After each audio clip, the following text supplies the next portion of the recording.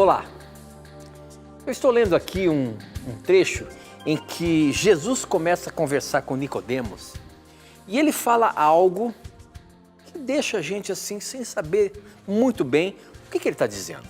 Porque veja só, quando a gente lê João capítulo 3, o verso 13, que é o diálogo dele com Nicodemos, ele diz o seguinte: ninguém subiu ao céu a não ser o Filho do Homem que desceu do céu. Ninguém subiu ao céu a não ser o Filho do Homem, ele que desceu do céu. Ora, se a gente sabe que lá no início tem a história de Enoque, que foi arrebatado, tem a história de Moisés, que foi ressuscitado e levado ao céu, por que Jesus disse isso? Como que a gente entende o que Jesus estava querendo dizer? Esta e muitas outras questões você vai acompanhar agora, pois está no ar, Na Mira da Verdade.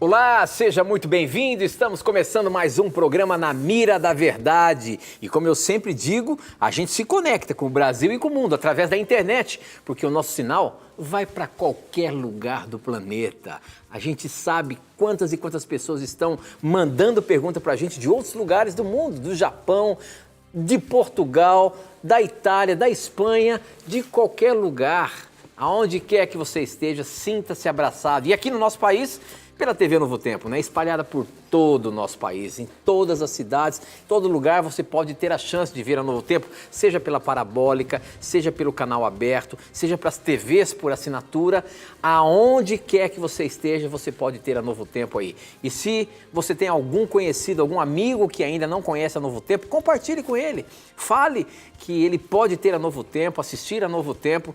Esse programa nós também transmitimos pelo Facebook. Nós estamos ao vivo pelo Facebook. Você pode compartilhar o link dessa transmissão para que outras pessoas também possam assistir. Então faça isso agora, compartilhe esse link com mais amigos para que eles possam acompanhar o programa e aprender mais da Palavra de Deus. E esse programa é um programa de perguntas e respostas bíblicas. E quem está na mira para responder baseando-se na Palavra de Deus é ele, professor Leandro Quadros. E aí, professor, tudo bem? Tito, estou bem, mas estou meio chateado. Mas o que aconteceu? Eu tinha uma caneta aqui na minha mesa, de cor azul, da cor do time certo, tá? E agora me deixaram uma vermelha aqui, uma cor de um time errado. Será que é uma afronta? Não, isso é uma afronta. Eu vou descobrir quem fez isso, vou falar com o pastor dessa pessoa, né, para ele ser disciplinado eclesiasticamente. Como é que mas vai, é muito bom tudo bem? estarmos aqui juntos e, né, Tito, fazer o quê? Vamos ver depois quem for responsável por essa afronta. Começou a me dar até alergia aqui agora. Muito bem, muito bem. Já começamos o programa e você já sabe, você pode fazer a sua pergunta por várias formas, hein? Nós, daqui a pouquinho, vamos falar para você como que você faz para mandar a sua pergunta por SMS, pelo Facebook, enfim. Já já você vai descobrir. Mas nós abrimos o programa falando de um assunto muito interessante. Aqui num diálogo de Jesus com Nicodemos, quando ele começa a conversar com Nicodemos, tem um versículo que ele diz que ninguém subiu ao céu a não ser o Filho do Homem, como ele se intitulava, né, que desceu do céu. Só que a gente sabe, lendo a palavra de Deus aqui, que outras pessoas subiram ao céu. Enoque foi arrebatado, a Bíblia diz, Moisés foi ressuscitado e levado ao céu. Como é que Jesus me diz uma coisa dessa então, professor Leandro? Pois olha, Tito, realmente esse texto, João 3,13, né, ele parece contradizer outros textos bíblicos, né, que mencionam que pessoas foram levadas vivas, né, para o céu. Existem pessoas mencionadas na Bíblia, como por exemplo Enoque, de acordo com Gênesis 5:24, Elias, de acordo com 2 Reis capítulo 2, não conheceram a morte. Que privilégio, né? Não conheceram a morte e foram levados para o céu e glorificados. Menciona-se Moisés, que foi ressuscitado, mas ele, óbvio, conheceu a morte. E esse texto, João 3,13, parece contradizer esses textos, porque Cristo fala assim, ora, ninguém subiu ao céu, senão aquele que de lá desceu, a saber, o Filho do Homem que está no céu. Então, como que Cristo poderia ter dito isto, se nas escrituras hebraicas, né, que eram a palavra de Deus e a regra de fé, diríamos assim, de Cristo, ensinam outra coisa? Esse é um texto daquele típico texto em que se deve analisar, todo texto é assim, mas esse em especial tem que se analisar o contexto imediato dele. Neste caso, quando lemos um verso antes, que é o verso 12, nós conseguimos concluir, chegarmos à compreensão do que Cristo quis dizer. Então, eu vou ler aqui para o nosso telespectador o verso 12 e o verso 13 de João capítulo 3, que diz assim: se tratando de coisas terrenas, não me credes, como crereis se vos falar das celestiais? Veja, o verso 13 ele está intimamente ligado com esta afirmação aqui. Cristo está falando, né, como o Tito disse, com Nicodemos, um mestre da lei, e ele cita aqui alguns exemplos terrenos para explicar, por exemplo, sobre o novo nascimento. Ele compara o novo nascimento ao vento. Assim como você não vê o vento, mas sente os resultados dele, assim é o novo nascimento, a transformação de uma pessoa. E aí Cristo diz assim, olha, se eu estou falando de coisas que acontecem aqui na terra, vocês não creem em mim? Como que vão crer se eu falar das celestiais? E aí vem o verso 13, ora, diz assim, ora, ninguém subiu ao céu, para quê? Para falar dessas coisas celestiais, senão aquele que de lá desceu, a saber, o Filho do Homem. E quando nós entendemos que havia uma crença entre eles, os judeus, de que Moisés havia subido ao céu para receber a lei e trazer para o povo, faz mais sentido ainda essa interpretação.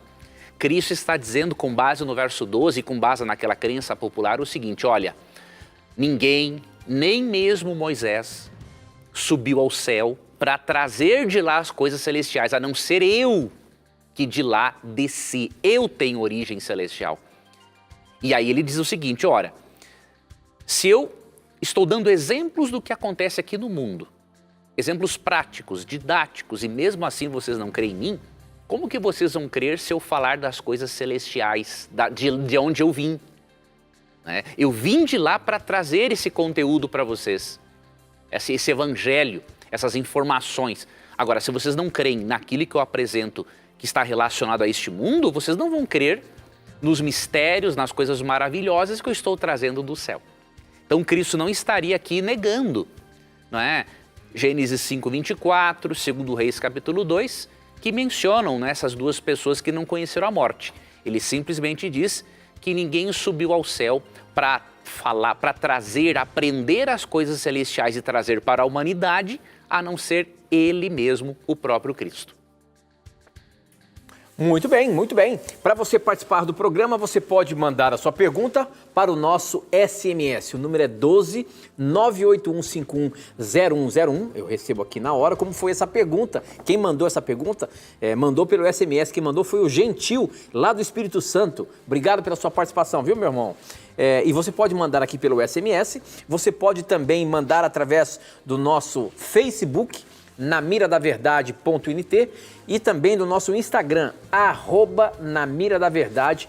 Manda suas perguntas, ambas as plataformas eu coloco um videozinho antes do programa para que você possa usar os comentários e colocar ali a sua pergunta, tá bom? Então veja lá o videozinho, e você que está assistindo pelo Facebook aí, também você pode colocar nos comentários a sua pergunta, que a gente está sempre atento aqui, tá? Tem uma pergunta que chegou pelo nosso Instagram, quem mandou foi a Anne Carol, e ela diz o seguinte: professor, ela diz o seguinte, eu passo muito tempo sem orar. Orei ontem uma oração escrita, assim consigo me abrir mais. O que a palavra de Deus tem para dizer? Eu fico triste por não conseguir orar e muitas vezes sem vontade, não consigo abrir o coração. Só que escrevendo eu consigo abrir meu coração. Eu posso orar uma oração escrita? Como é que fica, professor? Interessantíssima pergunta. Veja, minha amiga, a oração para Deus, né, o importante para Deus é que você ore, fale com Ele. Eu não recomendaria você usar uma oração escrita se não fosse uma oração sua. Mas esta é uma oração sua. Veja, se nós podemos orar em pensamento, não há um porquê de não expressar o que você sente através da escrita. Agora, tem um detalhe importante. Seria bom você fazer uma avaliação para ver o porquê que você não está conseguindo se expressar, né? Tem pessoas que têm um alto nível de ansiedade e às vezes têm dificuldades de se ajoelharem, né? Tem pessoas que têm uma profunda timidez e não conseguem expressar em palavras o que sentem. Então, isso tem que ser trabalhado, porque senão você vai acumular muito conteúdo dentro de você e isso vai proporcionar doenças psicossomáticas. Talvez você precise de uma terapia até para você aprender a se ouvir melhor. Ok? Não há nenhum problema em você orar como você está fazendo, né? Eu gosto de um pensamento de Ellen White que diz assim, que a oração é o abrir do coração a Deus como um amigo. E você pode falar com um amigo por meio de um e-mail, WhatsApp, carta, óbvio que quanto mais pessoal esta relação é melhor. Então, no momento, se é o que você consegue fazer, faça isso. Mas procure ir mais a fundo, tá? Às vezes você pode ter um TDAH, não se sabe, tá? Eu não estou te dando um diagnóstico, estou levantando possibilidades até para você buscar um profissional capacitado que possa ajudar você a ter um diagnóstico mais preciso. E se for uma questão emocional, com certeza, você trabalhando isso, essa questão se resolve. Aí você pode orar a Deus tanto de forma falada, em pensamento, quanto de forma escrita. Muito bem, olha aí a questão. Tem outra pergunta aqui que chegou essa pelo nosso Facebook. Quem mandou foi o José Ferreira. Ele é de Santa Vitória do Palmar, lá no Rio Grande do Sul. E a pergunta dele é a seguinte, professor. Ele diz, sou da igreja quadrangular, assisto sempre o programa. Deus é espírito. Ele derramou seu espírito sobre nós. A pergunta, o espírito está dentro ou fora do corpo? Então ele quer saber se o Espírito Santo está dentro de nós ou está fora do nosso corpo. Veja, quando a Bíblia diz que o Espírito Santo habita em nós, né, o propósito do texto bíblico quer dizer que ele está muito perto de nós. Essa questão de nós tentarmos imaginar, não é, como que se dá realmente essa presença do Espírito Santo, ela não é uma coisa simples de entender. A Bíblia utiliza-se da linguagem mais apropriada, ó, ele está dentro de você. Ou seja, ele está muito próximo de você. Agora, Deus é onipresente, né? O Espírito Santo está conosco de forma muito íntima, mas ele está presente em todos os lugares. Esse é um atributo divino, a onipresença, que nós não temos como entender. A nossa lógica é muito limitada, tá? Mas nós não temos dificuldades de crermos nos atributos divinos, né? Porque os atributos de Deus, como diz Paulo em Romanos 1:20, olha que interessante isso aqui, sobre os atributos de Deus. Por mais que nós não entendamos os atributos dele, nós podemos ver que esses atributos existem e são reais, mesmo que não tenhamos uma compreensão plena a respeito dos mesmos. E Paulo diz que a natureza é uma carta de Deus, é uma das formas de revelação, mesmo, obviamente, que a natureza não esteja mais como era originalmente. Então, a natureza é uma revelação parcial de Deus. Agora, Romanos 1:20 diz assim, porque os atributos invisíveis de Deus, assim como o seu eterno poder, que é a sua onipotência, não é? Como também a sua própria divindade, e aí se inclui os demais atributos, claramente se reconhecem desde o princípio do mundo, sendo percebidos por meio das coisas que foram criadas. Tais homens são, portanto, indesculpáveis. Então aqui diz que não há desculpa para não crer nos atributos de Deus, inclusive os atributos invisíveis. A natureza, com a sua ordem, não é? Com todas essas leis funcionando harmonicamente em todos os lugares, nos dão um testemunho da existência de um Criador, onipotente, onipresente, onisciente. Tá? Agora, eu dizer para você como que se dá a habitação dele conosco, eu não tenho como me aventurar em dizer isso. Ele influencia, sim, diretamente a nossa mente. Mas a relação do Espírito Santo com a criação é muito mais íntima que nós podemos imaginar, porque ele criou. Então, veja, ele criou o nosso cérebro, juntamente com Deus Pai, com Cristo.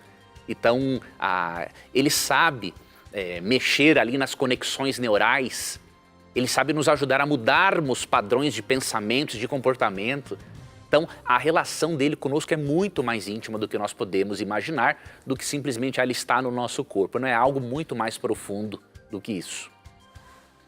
Muito bem, nós temos ainda 2 minutinhos, um pouquinho mais, 3 minutinhos. A pergunta aqui que chegou pelo nosso SMS, quem mandou foi o Márcio, ele é lá de Bandeirantes, no Paraná.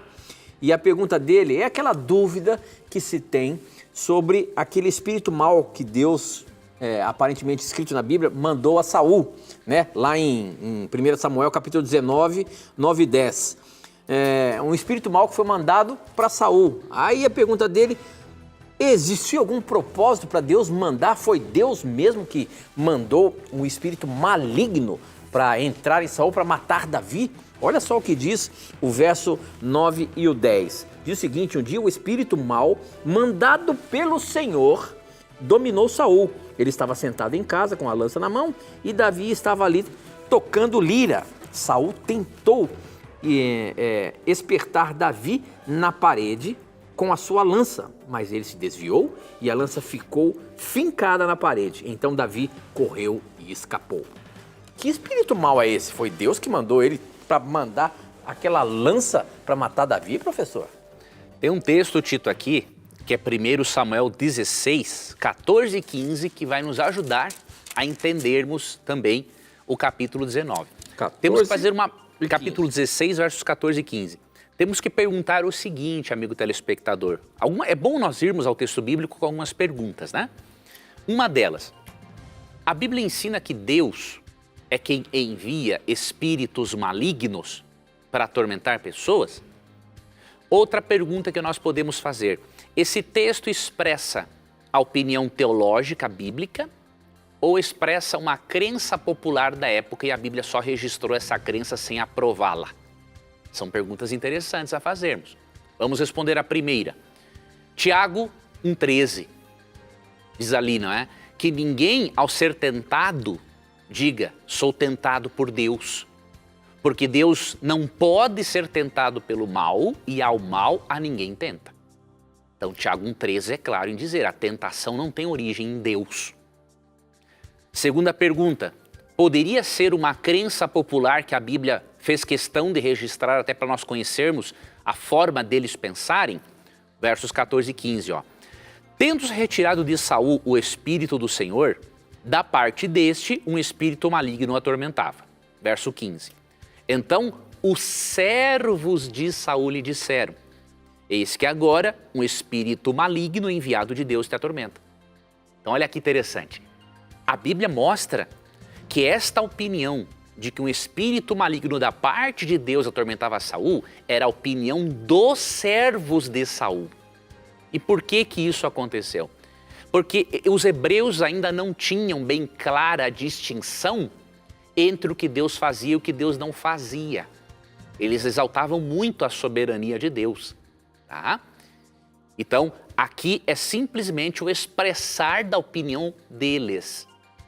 Quando você estuda a doutrina, por exemplo, do grande conflito cósmico entre o bem e o mal, você não tem dúvida alguma, né, de que Deus não tem parte alguma com o mal.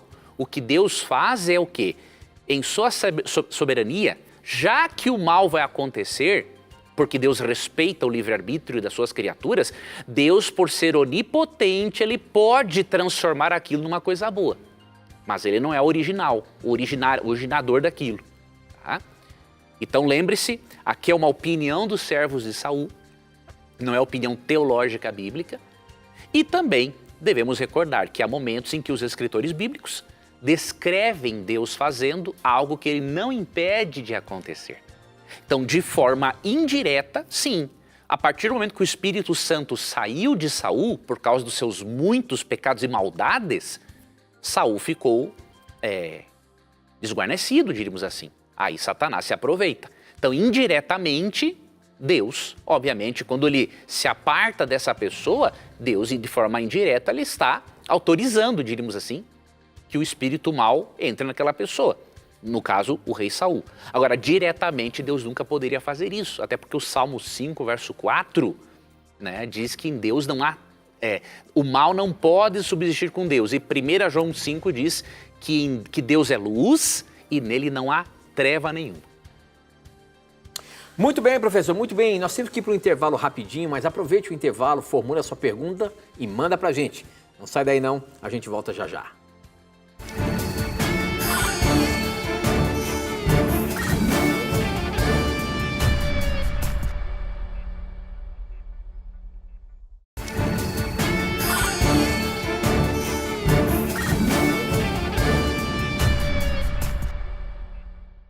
Já estamos de volta ao vivo e é muito bom ter a sua companhia aqui. Para você mandar as suas perguntas, você pode usar o nosso SMS, o número é 12 981510101. Eu recebo aqui na hora. Ou então pelas nossas redes sociais, pelo Facebook, namiradaverdade.nt, pelo nosso Instagram, @namiradaverdade, tá bom? Essa chegou pelo nosso Instagram. Professor, quem mandou foi a o Erlan Barbosa, e a pergunta dele é a seguinte: sou de Vitória da Conquista, essa é uma pergunta muito interessante que nunca foi feita no programa.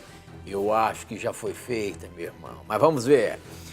Ele pergunta o seguinte: já que os judeus não creem que Jesus é o Messias, por que parou os sacrifícios de animais?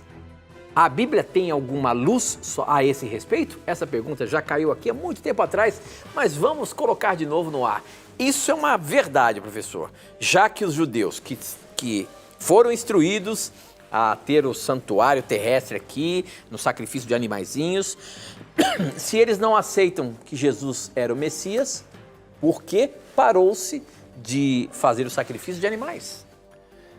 Realmente é uma pergunta interessante. Veja, a Bíblia nos mostra uma coisa, eu vou te dizer a base, né, para o judeu não oferecer sacrifícios. A Bíblia mostra que os sacrifícios, eles deveriam ser oferecidos, os sacrifícios de animais, que representavam o Messias, não é? Que morreria pelo pecador, eles deveriam ser realizados em locais específicos, estabelecidos pelo próprio Deus. Então, por exemplo, se o indivíduo realizasse um sacrifício em um lugar que não foi estabelecido por Deus, isso era visto como idolatria, pecado grave. Teve até uma ocasião na Bíblia, que agora não estou lembrado do texto, em que uma das tribos de Israel tentou construir um altar, e aquilo foi uma coisa absurda, né? O povo de Israel estava pensando até em ir lá e matar todos eles, porque a idolatria, né, traz consigo muitas coisas perversas. Aí essa tribo esclareceu o seguinte: não, nós não construímos esse altar aqui para sacrificar. Nós construímos como um memorial para os nossos filhos, para que os descendentes de vocês lá do outro lado do rio não venham dizer que os nossos filhos não pertencem à tribo, não. Para eles saberem que os nossos filhos também têm uma educação religiosa, também temem a Deus, então esse altar é para isso, não é para sacrificar. E aí apaziguou a situação. Então, por que o judeu não sacrifica? Por isso, porque o templo não existe mais. Se o templo fosse reconstruído em Jerusalém, com toda certeza voltaria-se os sacrifícios. Mas como isso não aconteceu ainda, né, o judeu não vai correr esse risco de praticar, na visão dele, a idolatria, não é? Por sacrificar num lugar que não foi Deus quem estabeleceu. Mas eles não quiseram fazer o templo de novo? Não quiseram reconstruir o templo? Não, ali já tem outras questões. Ali a briga entre judeus e palestinos ali são questões políticas que não é simples mesmo realmente de acontecer isso. Ok, muito bem. E olha só outra pergunta que chegou pelo nosso SMS. Você pode mandar aí, hein? O nosso número é 12 981510101. A pergunta quem mandou foi a Filomena, ela é lá de Águas de Santa Bárbara. E é uma questão interessante, porque ela diz o seguinte: se Adão e Eva foram expulsos do paraíso por pecar, por que Satanás estava na árvore do bem e do mal que ficava dentro do jardim? Ora, se Satanás, o maior de todos os pecadores, se Adão e Eva tiveram que ser expulsos porque eles pecaram, e Satanás, com toda aquela presepada que ela tinha feito, por que ele estava ali no Éden? Não tem uma coisa a ver com a outra, porque ele já tinha sido expulso do céu. Né? Mas como é que ele teve acesso ali, professor? Normal, ele teve acesso a qualquer outro Ele tinha acesso mundo. ainda? Sim. Mesmo ele sendo expulso? Sim, porque ele foi expulso de um lugar, não necessariamente de outro. Tá bom, então me diga uma... Não, ele foi expulso de onde? Do céu, E não do Éden. não do Éden, né? Então, Satanás, ele tinha acesso só ali. Ele não podia obrigar nossos primeiros pais a pecarem. Então ele foi expulso do céu. O Éden era aqui na Terra, não era no céu, claro. Sim, aqui na Terra. Ok. Jardim do Éden. Então, ele foi expulso do céu. Ali em Apocalipse 12:12, nós vemos que quando ele foi expulso do céu, de forma definitiva, os outros mundos celebram a expulsão dele. Então, ele teve acesso a outros mundos. Esses mundos não pecaram, né? Então, ele teve acesso aqui. Se Deus não permitisse ele ir para algum lugar, Deus não tinha como provar as intenções de Satanás. Né? Então, nossos pais caíram porque quiseram. Eles não podiam ser tentados internamente, por exemplo. Nós somos tentados internamente e externamente. Adão e Eva somente externamente. Então, quando eles pecaram, foi porque realmente quiseram. Então, ele foi expulso do céu. Tentou enganar outros mundos, não caíram na rebelião. O nosso aceitou. O problema não foi ele estar lá. Né? O problema foi nossos pais decidirem aceitar as insinuações dele, porque ele não podia pegar o fruto da árvore da vida e colocar a goela abaixo neles. Ok. Já que a gente está falando aí do inimigo de Deus, olha só a pergunta que a Rita Falcão mandou pra gente. Eu quero saber se Satanás pode interferir no resultado de um pedido de oração. Ele ouve as nossas orações e pode mudar o resultado da nossa oração? Não, ele não tem esse poder, não que ele não tenha vontade. Ele tem intenção. Se ele pudesse, ele já teria destruído, né, toda a humanidade há muito tempo. Né? Satanás, ele tem um nível de maldade, né, que é uma coisa assim absurda. Tudo porque ele gosta de causar dor no coração de Deus. Agora, ele não pode atrapalhar Deus de atender uma oração nossa. Ele pode nos atrapalhar de orarmos. Isso ele pode fazer por meio de circunstâncias externas, especiais, mas também internas. Agora, a oração é uma comunicação com Deus. Né? E Satanás é uma criatura. Por mais que ele seja um ser extremamente poderoso e não tenhamos como vencê-lo, sem Cristo, ele é uma criatura. Ele não pode se intervir entre outra criatura e o seu Criador. Ele teria que ser tão poderoso quanto Deus para poder fazer isso, e não é o caso. E aí tem um texto que mostra aqui, entre outros, o poder que existe numa oração sincera e com fé. Tiago capítulo 5, vou ler aqui a partir do verso 13. Está alguém entre vós sofrendo? Faça oração. Está alguém alegre? Cante louvores. Está alguém entre vós doente? Chame os presbíteros da igreja e estes façam oração sobre ele, ungindo-o com óleo em nome do Senhor. E a oração de fé, ou seja, queira o diabo não, e a oração de fé salvará o enfermo, e o Senhor o levantará. E se houver cometido pecados, ser-lhe-ão perdoados.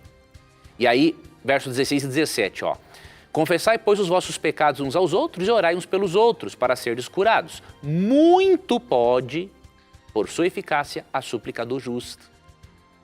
Elias era homem semelhante a nós, sujeito aos mesmos sentimentos, e orou com instância para que não chovesse sobre a terra. E por 3 anos e 6 meses não choveu.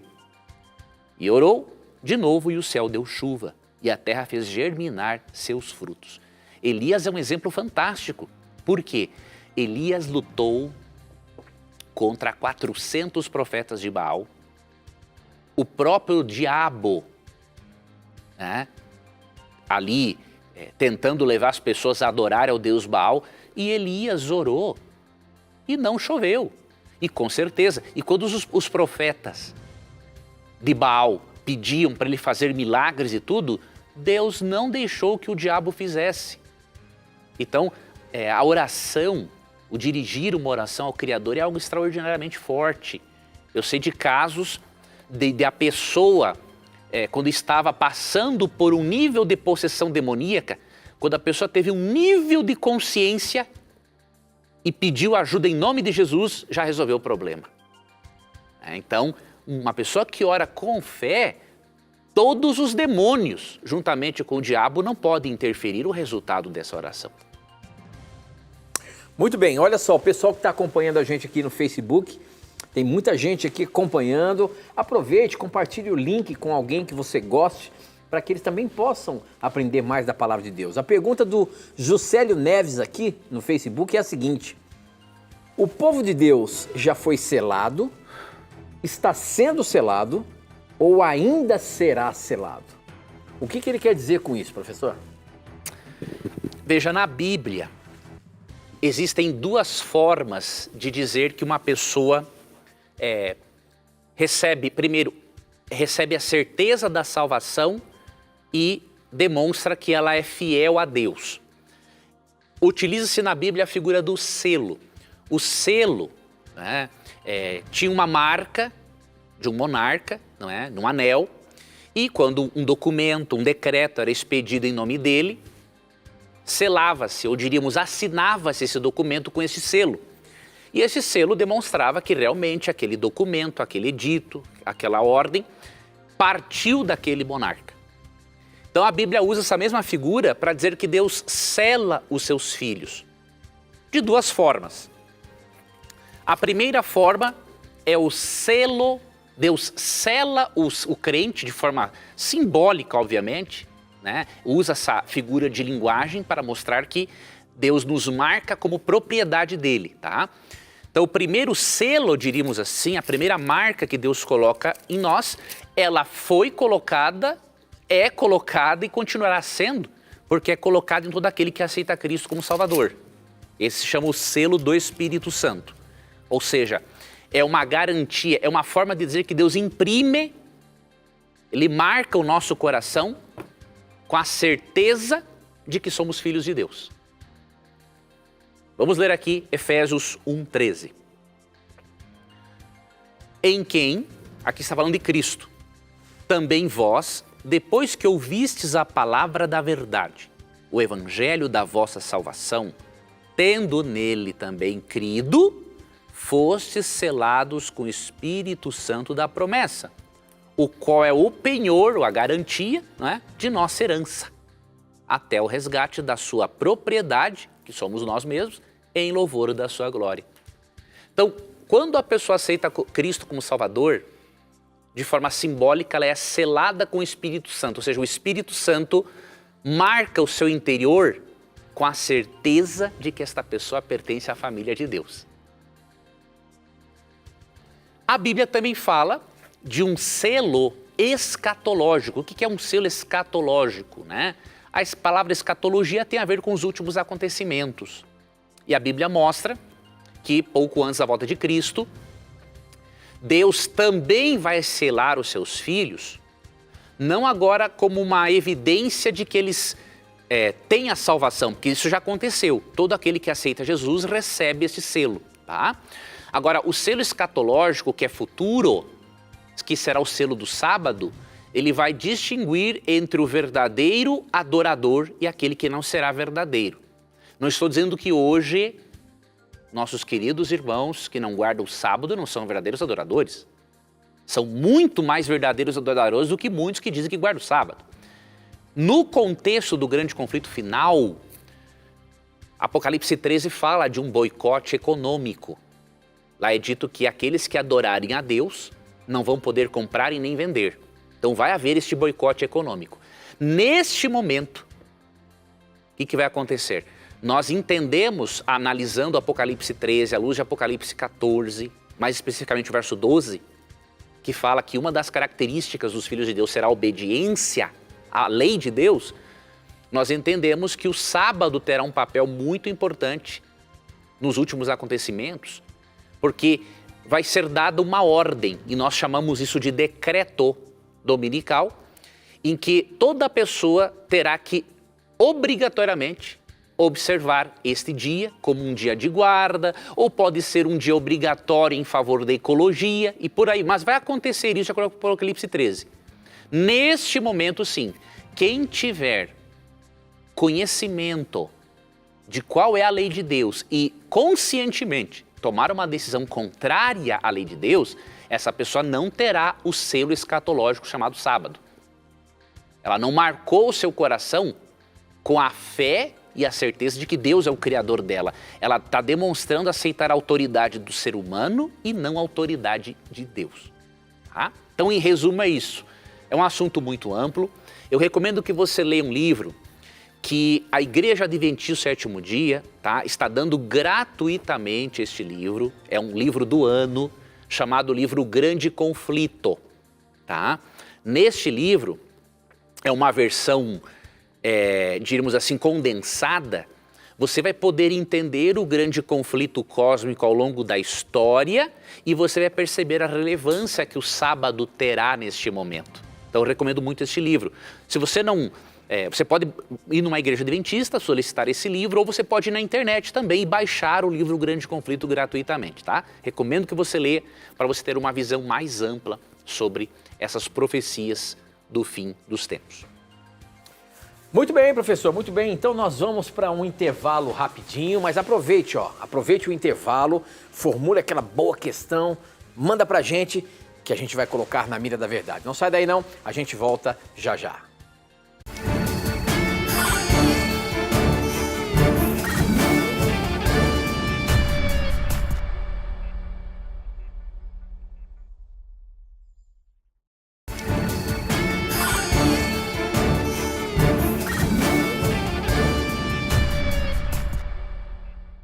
Já estamos de volta e a pergunta aqui chegou pelo Instagram, hein? Participe aí, pode mandar a sua pergunta pelo Instagram também. Quem mandou foi a Beatriz Alcântara e olha só o que ela diz.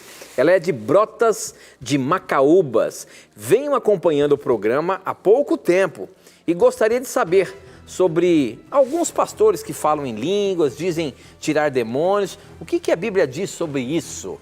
Professor, a gente vê hoje, até na televisão também, né? Muitos pastores aí conversando com o diabo, né, para expulsar o demônio, outros que falam em línguas. Como que a Bíblia relaciona tudo isso? Veja, obrigado nossa telespectadora aí por estar acompanhando o programa. Esperamos que você aí acompanhe por mais tempo conosco. Veja, a Bíblia mostra realmente, né, que falar em línguas e fazer milagres, obviamente, são dons do Espírito Santo. Agora, o que nós devemos atentar é o seguinte: será que toda pessoa que tem esses dons, ela realmente recebeu esses dons do Espírito Santo? Ou isso pode ser, em certos momentos, uma contrafação satânica? Existe essa possibilidade, sim. Vou ler aqui um texto antes. Recomendo a leitura de Marcos 16, 17, que ali fala, né, que entre os sinais, entre os dons espirituais que os crentes teriam, está o falar em línguas, né? E também, diz aqui no verso 17, expelir demônios, tá? Isso pelo poder do Espírito Santo. É óbvio, o ser humano não tem nenhum poder inerente nele para fazer isso. Então, isso é bíblico, Marcos 16, 17. Agora, Jesus nos mostra que Satanás pode se apropriar indevidamente disso, ok? E as pessoas serem enganadas pensando que aquilo teve origem divina. Aí você pode perguntar, mas como é que eu vou saber? Então vamos aqui para o texto de Mateus 7, 21 a 23. Para você ver primeiro essa possibilidade que realmente existe contrafações dos dons espirituais. Porque Satanás é esperto, né? Se ele falsifica milagres ou outros dons espirituais, ele mantém a pessoa presa num sistema de crenças que não é bíblico, ok? Em Mateus 7, 21 a 23, Jesus diz assim: nem todo o que me diz Senhor, Senhor, entrará no reino dos céus, mas aquele que faz a vontade de meu Pai que está nos céus. Muitos naquele dia, quando Jesus voltar, no dia do juízo, né? Muitos naquele dia hão de dizer-me: Senhor, Senhor, porventura não temos nós profetizado em teu nome, e em teu nome não expelimos demônios, e em teu nome não fizemos muitos milagres, então lhes direi explicitamente, nunca vos conheci. Apartai-vos de mim, os que praticais a iniquidade. Então esse texto ele é muito forte. Ele mostra que Jesus vai dizer para um grupo de pessoas, nunca vos conheci. E o que esse grupo de pessoas estaria fazendo? Falando, profetizando, falando em nome de Jesus, expulsando demônios em nome de Jesus e até mesmo fazendo milagres em nome de Jesus. Então, a coisa é séria. Satanás ele pode criar várias contrafações aos dons espirituais. A segurança está o quê? Em você firmar a sua fé na Bíblia e não nos milagres. Aqui está o detalhe. Sendo que o milagre ele tem uma origem divina ou demoníaca, se você fizer do milagre em si a sua prova ou a sua regra de fé, você está lascado, tá? O diabo vai enganar você com muita facilidade. Agora, apesar de o diabo poder distorcer a Bíblia, ele não pode mudar o que está dentro da Bíblia, entendeu? Então aí, a segurança nossa está em irmos ao texto bíblico, ao princípio protestante, sola escritura, ou seja, somente a escritura. Aqui está o meio pelo qual você avalia determinado milagre, determinado ensinamento, ok? E aí, por exemplo, em Mateus, ou melhor, em Isaías 8, 19 e 20, nesse contexto aqui, Deus está sendo contra que o seu povo consultasse médiuns espíritas. E aí, nesse contexto, ele orienta que ao invés de consultar médiuns espíritas, eles deveriam consultar outra coisa. E aqui, esse princípio se aplica a nós. Ó. Eu vou ler aqui esse texto na nova versão transformadora que eu tenho aqui. Isaías 8, 19 e 20. Olha que interessante esse texto. Aqui que deve estar a regra de fé. Aqui deve ser o meio pelo qual você avalia um milagre, um sinal, ou se um dom espiritual veio realmente do Espírito Santo ou não. É pela Bíblia que você faz isso. Aqui está a segurança. Porque, repito, apesar do diabo poder distorcer a Bíblia, ele não pode mudar o que está aqui dentro. Tá? Talvez alguém lhes diga, vamos perguntar aos médiuns e aos que consultam os espíritos dos mortos. Com sussurros e murmúrios, eles nos dirão o que fazer. Mas será que o povo não deve pedir orientação a Deus? Será que os vivos devem buscar a orientação de mortos? E aí vem a resposta. Consultem a lei e os ensinamentos de Deus. Aqueles que contradizem sua palavra jamais verão a luz. Aqui está a tua segurança. Você não pode crer num milagre ou em um dom espiritual simplesmente porque ele é algo extraordinário. Satanás pode falsificar. Então você tem que ver o seguinte, a pessoa que usa deste dom, os ensinos dela estão de acordo com a Bíblia? Outro critério que está ali também em Mateus 7. Aquilo que essa pessoa ensina, faz, os resultados do trabalho desta pessoa conduzem pessoas para perto da salvação em Cristo ou leva elas para o inferno, diríamos assim. Mateus 7,15, ó. Tomem cuidado com os falsos profetas que vêm disfarçados de ovelhas, mas que na verdade são lobos esfomeados.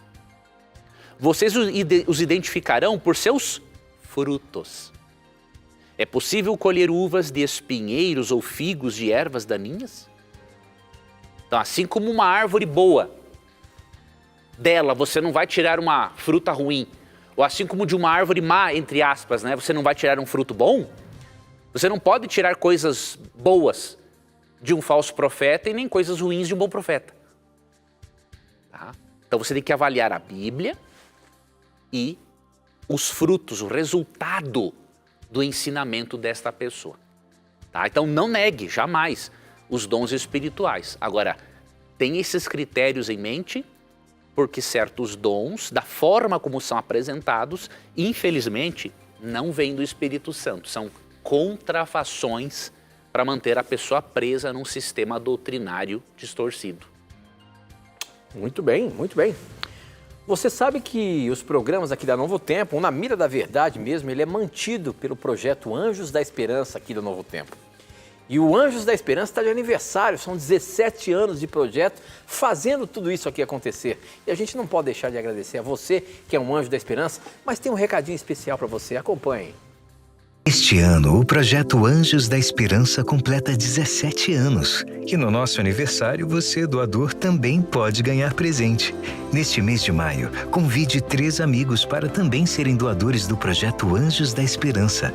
Ao aceitar a missão de convidar 3 amigos, você ganha de presente uma camiseta da Novo Tempo. Quanto mais anjos, mais a missão é levada adiante. Esses 3 amigos precisam ter um cadastro aqui no projeto Anjos da Esperança. Por isso, é essencial que você entre em contato conosco e passe o nome e telefone dos seus amigos para que possamos fazer contato com eles. Anjos da Esperança. Vista a camisa dessa missão. Vista a esperança. É isso aí, Anjos da Esperança, 17 anos, hein? E olha, já que a gente colocou um videozinho, deixa eu falar para você.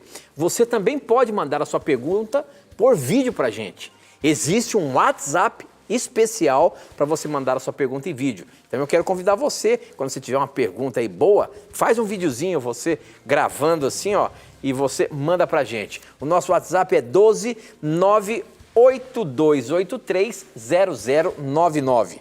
12 98283 0099. Você manda a sua pergunta em vídeo para o programa como essa que você vai ver agora. Olá, bom dia. A paz do nosso Senhor Jesus Cristo. Sou de Belo Horizonte. Quero saber o significado da palavra inferno. Boa pergunta. Veja, minha querida internauta, telespectadora, depende do contexto, tá? Primeiramente, a palavra inferno é um termo latim. Significa lugar inferior, tá? Então, este termo é latim. Na sua forma latim, obviamente, ele não existe no texto bíblico, porque o texto bíblico foi escrito em hebraico, alguns trechinhos em Daniel em aramaico e o Novo Testamento em grego. Mas existem, sim, a correspondência deste termo na Bíblia, tá? Então, por exemplo, a palavra inferno, ela aparece na Bíblia no original como Sheol, Hades, Guiena e Tártaro. Sheol é um termo que pode ser traduzido por sepultura. Vou te dar um exemplo. Salmo 16, 10. Você vai para Atos 2, 27 a 34, você vê que o termo Hades, no grego, equivale a Sheol. Então, significa mundo dos mortos ou sepultura. Já a palavra Guiena, que Cristo emprega ali em Marcos 9, 42 a 44, se refere ao lago de fogo, que vai castigar e depois destruir os ímpios após o milênio, de acordo com Apocalipse 20, versos 7 a 10. E a palavra Tártaro, ela é empregada em 2 Pedro 2,4. A palavra Tártaro quer dizer lugar de trevas, mas ali ela tem um significado metafórico, né? Quando fala das trevas nas quais os demônios habitam, se refere ao estado de trevas morais e espirituais nos quais eles se encontram após a rebelião, tá? Então esses são os significados do termo. Agora, em nenhum texto a Bíblia ensina que existe hoje um lago de fogo. A Bíblia ensina que vai existir, até porque se chama juízo final, tá? Enquanto isso, a morte é um estado de inconsciência até o momento da volta de Cristo, quando os mortos serão ressuscitados. E, óbvio, depois do milênio, mencionado em Apocalipse 20, aí sim vai haver um lago de fogo que vai punir proporcionalmente os ímpios. Uns vão queimar mais tempo do que outros, é óbvio, mas depois ocorrerá o aniquilamento total, a aniquilação total, de acordo com vários textos, especial Salmo 37, 20, Malaquias 4, 1 a 3 e Romanos 16, 20. Muito bem, professor. Infelizmente, nós não temos mais um tempo aqui para colocar uma pergunta. Eu tinha uma pergunta interessante aqui, falando lá em Jó, sobre o zodíaco, né? Ou seja, sobre Ah. os signos dos zodíacos. Mas quem sabe a gente deixa essa para a Perfeito. semana que vem colocar aqui para você responder, tá bom? Então você fique ligado aí, você que está acompanhando a gente. A semana que vem, na segunda-feira, ao vivo, nós vamos colocar a pergunta lá do Beto Henriques, que ele mandou pelo nosso Facebook, perguntando o seguinte: lá em Jó 38, 32, fala sobre signos e zodíacos. Eles acreditavam nisso? Nós vamos saber a semana que vem, tá bom? Professor, infelizmente o nosso tempo acabou aqui, a gente vai ter que se encontrar semana que vem para colocar muitas outras questões na mira da verdade. É isso aí, Tito. Até semana que vem, se Deus quiser. E lembre-se, amigo e amiga telespectadora, sempre que você tiver a coragem de perguntar, só a Bíblia terá coragem de lhe responder. Aqui você já sabe, né? Sempre as nossas perguntas estarão na mira da verdade. Mas eu queria dizer para você o seguinte: pode acompanhar este e muitos outros programas também no NT Play, tá bom? Se você não tem ainda, baixe o aplicativo e você vai ver todos os programas da Novo Tempo lá a hora que você quiser. A gente se encontra a semana que vem, se Deus quiser. Tchau!